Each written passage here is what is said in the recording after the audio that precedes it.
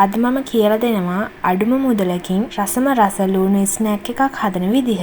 ලොකු ගාණක් යන්නෙත් නෑ. හදන්නත් ලේසි. මේක බත් එක්කත් කන්න පුළුවන්. නිකන් කන්නත් පුළුවන්. මම මෙහෙමයි හැදුවේ. මුලින්ම මම තරමක් ලොකු ලුණු ගෙඩි දෙකක් අරගෙන ඒක ටිකක් මහතට රවුම් කපා ගත්තා. කපද්දි කෙලින්ම කපන්න. ඇද වෙන්න කපන්න එපා. ඊට පස්සේ පරිස්සමෙන් ලුණු රවුම් ටික වෙන් කරගන්නවා. ලුණු රවුම් කඩා ගන්න එපා. දැන් මම මේ රවුම් ටික පැත්තකින් තියා ගන්නවා. ඒකේ මැද ඉතුරු උණු චූටි ලුණු කෑලි ටික පොඩියට කපා ගන්නවා. ඒ විදිහට කපාගත්තු ලුණු ටික භාජනයකට දාගන්නවා. ඊට පස්සේ ඒකට තක්කාලි බෑයක් පොඩියට කපලා දාගන්නවා. චොප් කරපු අවමිලිස් කල්ලුකුත් දාගන්නවා. ඊට පස්සේ බිත්තර දෙකක් කඩලා දාගන්නවා. ඊට පස්සේ චිකන් කරි පවුඩර් තේ හැන්දක් දාගන්නවා. රස අණුව ලුණු දාගන්නවා. පාන් පිටි තේ හැන්දකුත් දාගන්නවා. ඊට පස්සේ මේ ටික හොඳට කලවම් කරනවා. දැන් පෑන් එක ලිපේ තියලා තෙල් පොඩ්ඩක් ගාගන්නවා. ඊට පස්සේ අපි මේ කපාගත්තු ලුණු රවුම් මේ විදිහට තියාගන්නවා. දැන් අපි මේ හදාගත්ත මිශ්‍රණය මේක මැදින් දාගන්නවා. පරිස්සමින් දාගන්න. ඊට පස්සේ මේක වහලා ටිකක් කුක් වෙන්න දෙන්න.